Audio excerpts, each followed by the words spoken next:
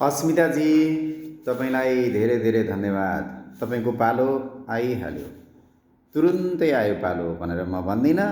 14 घन्टा 16 घन्टामा पालो आउँदैछ। 17 गते 9 महिना 2066 साल। 17 गते 9 महिना 2066 साल।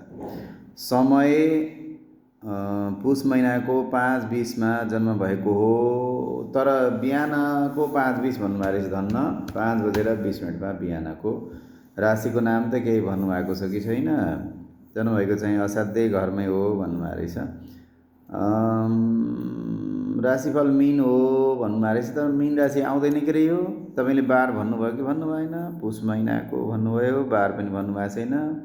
यो मिति समयअनुसारले मीन राशि आउँदैन, मिथुन राशि आउँछ। कन्फर्म गर्नुहोस् त एकपटक, अनि म हेरिदिन्छु। मिथुन राशि आउँछ, मिथुन राशि।